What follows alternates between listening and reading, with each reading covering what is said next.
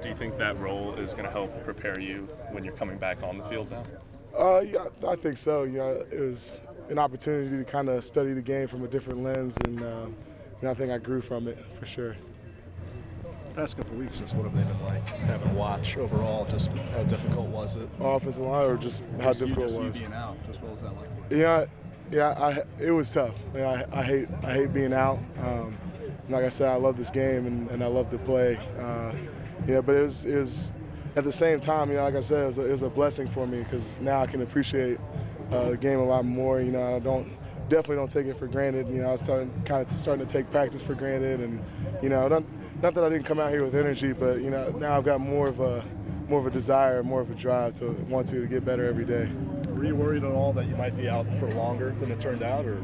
No, I'm gonna say no because I was always I planned on being back for ECU, for example. And that made it seem unrealistic, but that was my mindset throughout the whole recovery process. And I've recovered really fast, and everything that could go right has gone right for me. I'm very thankful for that. So the injury was an MCL sprain. Could you explain kind of what happened, how you hurt it, and kind of take us through the play? Yeah. So the Liberty game, the first week, I had the quarterback Marquise got knocked into my knee and forced it inside. So I got in a minor MCL sprain in that game, and I was still recovering from that in the San Diego State game. And then literally a very eerily similar situation. I was setting, and then my guy went across, so I had to follow him outside, and then he turned. I could see that the ball was gone, so I went to plant to go upfield, and someone knocked Marquise into my knee when it was locked out, and that was it.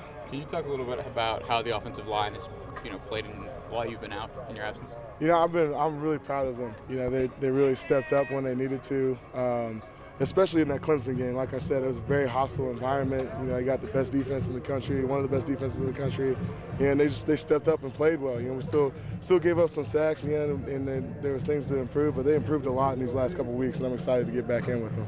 I just got to come out and just help my team win on Saturday. I think it's going to be a big game for us to be back in the tar pit, and I'm excited, just to get back home and get that family atmosphere back in the air and get this W, because I know I'm tired of losing. I hope these guys are too.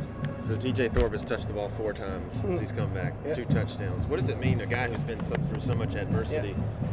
It feels good. He's my roommate, and you could see when he broke his foot, he was down and out. He didn't really come out of the room, play with his dog. You try to have a conversation with him. He didn't really want to talk, but he'll play with his dog, and it's good.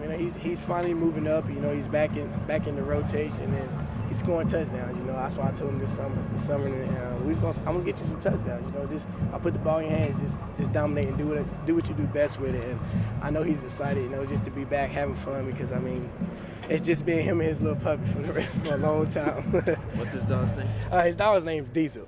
Yeah, Diesel. Diesel. Mm-hmm. What is it? It's a English. It's a pit bull mixed with a lab. So he's a pretty good dog, man. Okay. What have you seen out of Virginia Tech that you're going to hone in on for Saturday? Hey, man, I've been playing, that's where I made my first start at last year. And, those guys like to play a lot of man because they have great corners.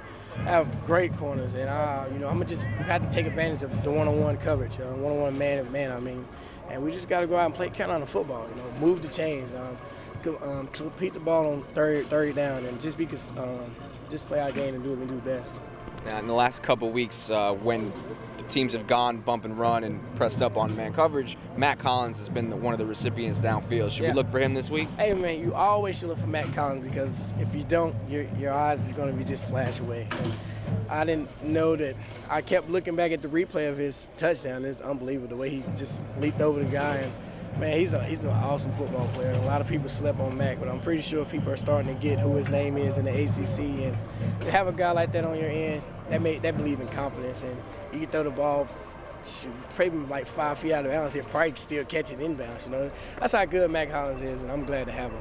You've got some veteran offensive linemen coming back this week. How happy are you to see some more familiar faces up front? I'm excited, to have big Landon back, man. It's an awesome feeling, because we've been together, with the back in 2011 we came in as one class, and we've just been fighting and hungry for success. And to have him back at practice day just to help add an extra leader to the offense, it was unbelievable. To hear his vocal and just to hear his voice and stuff like that, everybody started to pick it up more and more than what we've been doing. So it's been awesome, and hopefully we can get John Heck back, man. Those guys have done an unbelievable job. You know, even the rookies down at Clemson, it was an awesome game. You know, I mean, I was sacked 3 times, but hey, you're going to get sacked maybe 3 times against Vic Beasley. He's an awesome guy. He's probably be up for the top defensive ACC Player of the Award, and they did a heck of a job. And you know, I give them all the credit. You know, the reason why I had a great game is because those front line were up in front.